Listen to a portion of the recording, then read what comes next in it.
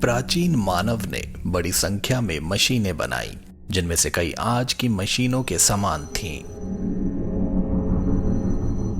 चाहे यह सुनने में कितना भी अजीब क्यों ना लगे, कुछ ऑटोमेटन यानी वे मशीनें जो अपने आप काम करती थीं, ये कुछ ऐसे आविष्कार हैं जिनके बारे में हम जानते हैं कि वे मौजूद थे, जबकि अन्य केवल ग्रंथों और दंत कथाओं से अनुमानित किए गए हैं।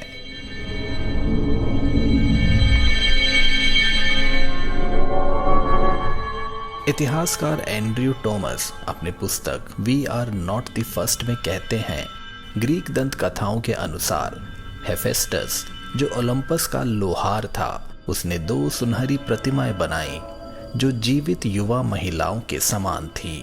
वे अपनी इच्छा से गतिशील थीं और अपने लंगड़े देवता की सेवा के लिए दौड़कर जाती थीं। इस बात को नकारा नहीं जा सकता कि प्राचीन ग्रीस में ऑटोमेशन का विचार मौजूद था।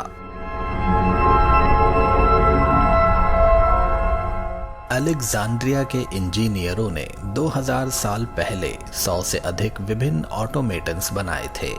प्रसिद्ध डेडालस जो इकारस के पिता हैं, उनके बारे में कहा जाता है कि उन्होंने मानव जैसी आकृतियां बनाई थीं जो अपनी इच्छा से चलती थीं।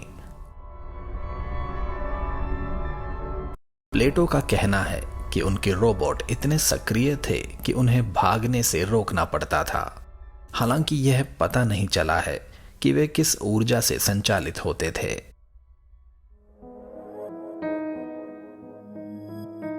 प्राचीन मिस्र के मंदिरों जैसे कि थेब्स में देवताओं की ऐसी छवियां थीं जो इशारे कर सकती थीं और बोल सकती थीं, और यह बिल्कुल भी असंभव नहीं है कि इनमें से कुछ को भीतर छुपे पुजारियों द्वारा नियंत्रित किया जाता था, जबकि अन्य में यांत्रिक गति हो सकती थी।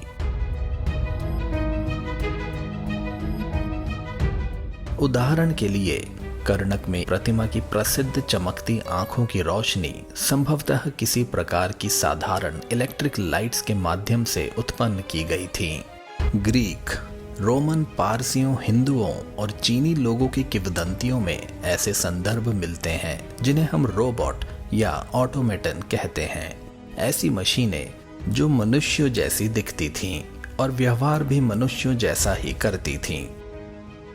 प्राचीन चीनी लोग उदाहरण के लिए तांबे के ड्रैगनों के प्रशंसक थे, जिनकी पूंछ एक प्रकार की स्वचालित गति में हिलती थी।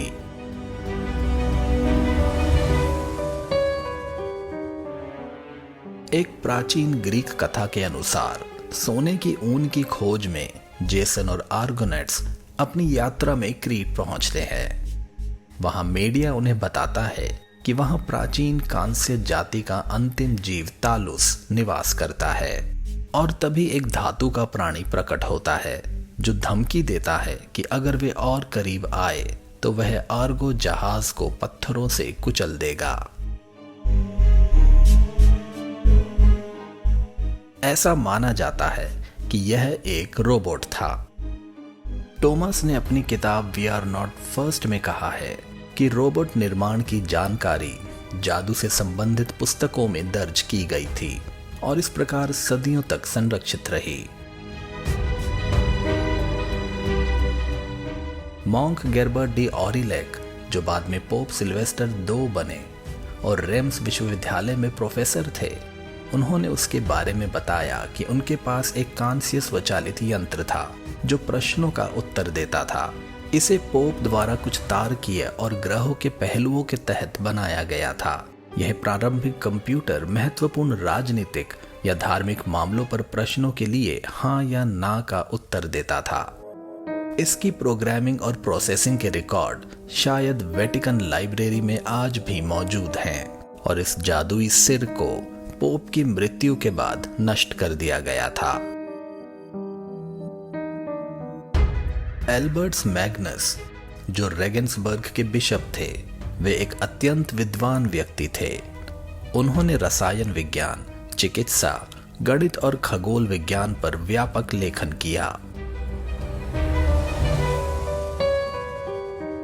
अपने प्रसिद्ध मानवाकार यंत्र को बनाने में उन्हें 20 वर्षों से अधिक का समय लगा। उनकी जीवनी में यह बताया गया है कि यह स्वचालित यंत्र धातुओं और अज्ञात पदार्थों से बना था, जिसे तारों के अनुसार चुना गया था।